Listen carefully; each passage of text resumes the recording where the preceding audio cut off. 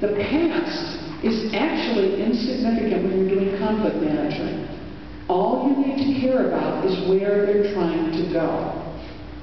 And part of the reason is we're in the workplace. We don't have time or training to do therapy. That's not our job. If people really had trauma that was so severe that they need to talk about it, I can give them the name of a very good therapist here in Denver. She loves to travel. She loves small towns. Her name is Jan Prince. Her phone number is 303-388-2419. But I don't have time to listen to your story.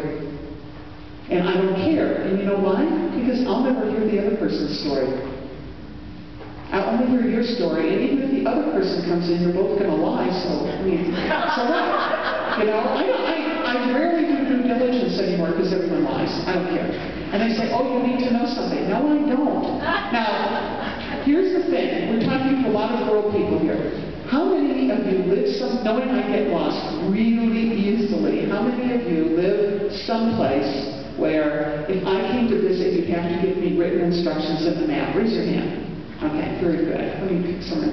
I'll pick Andrea. She's right. Oh, here. No, I'll pick Andrea. I'll just pick on her. So Andrea, and you're in like Pennsylvania. It's all hills and there's no road markings and stuff. And it's all, you know, it's all towns designed before there were cars. By the way, I don't think cars should be allowed in Boston just because it isn't designed for that. Pennsylvania and New Jersey, you don't even like people to come into your town, which is why you don't have any road signs. Okay, so I'm trying to find someone. I know where Aunt Andrea lives, but I have lost the directions to someone who lives near here. And I say, hi, Andrea, it's Pat. You're out on the front porch. Hi, it's Pat. I'm lost. What do you say, Andrea? I'm lost. Where are you trying to get? I'm lost, and I'm really upset because Sharon gave me the wrong instructions yesterday.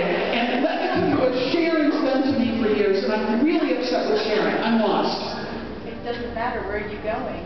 I'm lost, and I'm really angry at Sharon. Now, at some point, Andrea just backs up into her house and calls the state police, right? Why can't she help me? Why can't you help me? Because you just want to talk about what happened. Well, it doesn't. All I want to do is talk about the past, right? She doesn't know where I'm going, so how can she give me directions?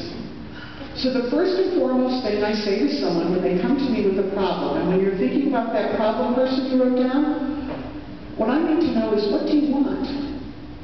What do you want to have happen? Is it that you want the person to go away? Okay, what will that do for you?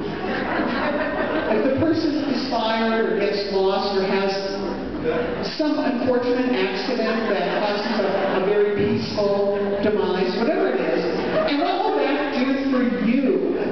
Tell me what it is that you are trying to accomplish. Now, I'll tell you something very interesting. A good percentage of people who come to me can't tell me what they want. All they can tell me is their story about how they were done wrong. And I, at that point, do something that I would accuse of being rude. I say, then I can't help you. When you know where you're going, come back and maybe I can help you. But without your goal in place, there's nothing I can do. And most of the goals don't really have to do with something that satisfies that person. It's about revenge. It's like, I want something bad to happen to that person. And what will that do for you? What will that do for you? Are you going to be a better person if that happens?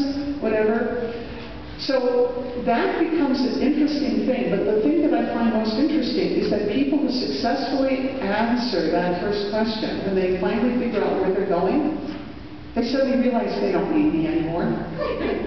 Right? It just happened a couple of days ago where someone said, I need to write you about this issue I'm having. And I said, great, tell me what it is you want to have happen. And the next day they emailed me and they said, in the course of writing down what it was I wanted, I realized how to get it. Thank you, I don't need you. Right? So I find that oftentimes people caught in conflict and chronic conflict with other people are kind of vague about their own goals and what it is that they really want to have happen. Now, I don't do marriage counseling or family counseling. I'm not a therapist. I don't care about your inner child. But sometimes a friend will ask me. And a few weeks ago, a friend of mine who's having a terrible conflict with his adult daughter said, I don't know what to do about my daughter.